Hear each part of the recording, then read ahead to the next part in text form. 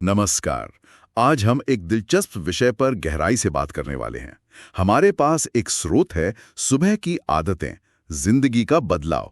ये कुछ रोजमर्रा की आदतों की बात करता है। बिल्कुल। और हमारा मकसद सिर्फ ये जानना नहीं कि आदतें क्या हैं, बल्कि ये समझना है कि इस स्रोत में उनके पीछे तर्क क्या दिए गए हैं और उनका असर क्या बताया गया है। हाँ, स्रोत का मेन पॉइंट यही है कि सुबह का वो पहला घंटा वो कैसे आपके पूरे दिन को सेट कर सकता है। सही कहा।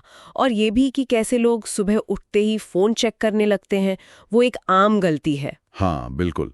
स्रोत कहता है कि सफल लोग सुबह का समय बहुत सोच समझकर इस्तेमाल करते हैं। तो पहली सीढ़ी क्या है इसके हिसाब से? पहली और शायद सबसे जरूरी वो है सुबह जल्दी उठना।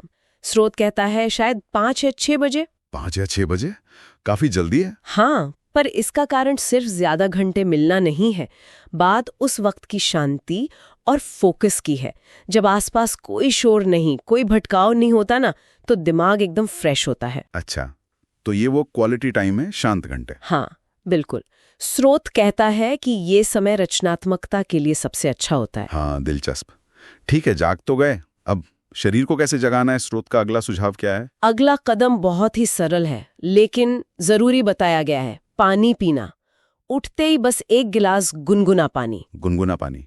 ठंडा क्यों नहीं? स्रोत का तर्क है कि रात भर में शरीर, अब जानते हैं, डिहाइड्रेट हो जाता है और गुनगुना पानी शरीर के तापमान के करीब होता है, तो वो मेटाबॉलिज्म को, मतलब शरीर की ऊर्जा बनाने की प्रक्रिया को धीरे से शुरू करने में मदद करता है, ज्यादा शॉक नहीं देता सिस्टम को। अच्छा, ये लॉजिकल लगता है।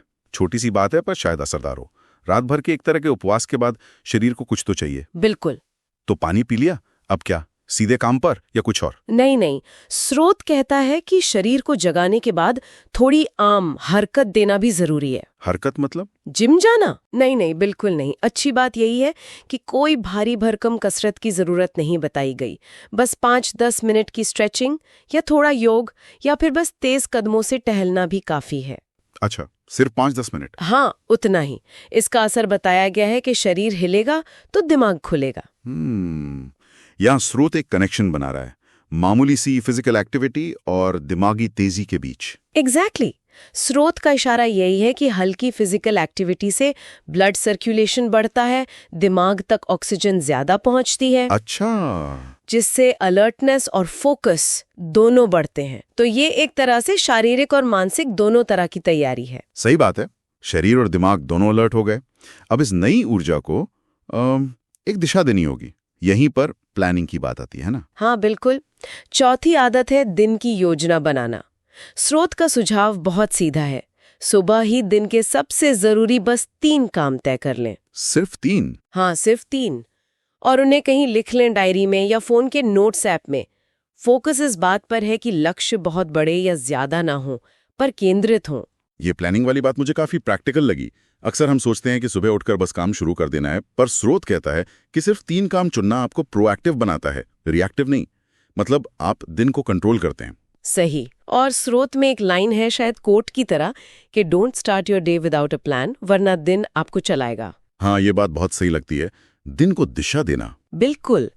तो ये चारों कदम, जल्दी उठना, पानी पीना, थोड़ी हलचल और योजना बनाना, ये अलग अलग टिप्स नहीं है, ये एक सिस्टम बनाते हैं, एक दूसरे को सपोर्ट करते हैं।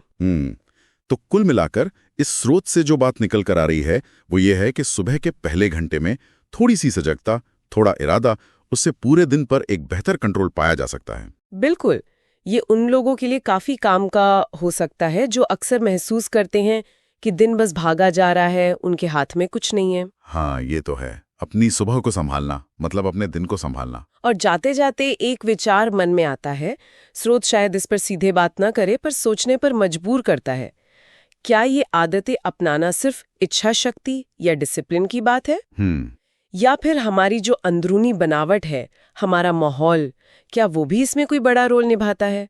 मतलब इन आदतों को असल जिंदगी में लंबे समय तक बनाए रखना कितना आसान या मुश्किल है, ये अपने आप में गहरी बात है सोचने के लिए। हाँ, ये सोचने वाली बात है। सिर्फ जान लेना काफी नहीं, उसे अमल में लाना और टिकाए रखना, शायद असली चुनौती वही है।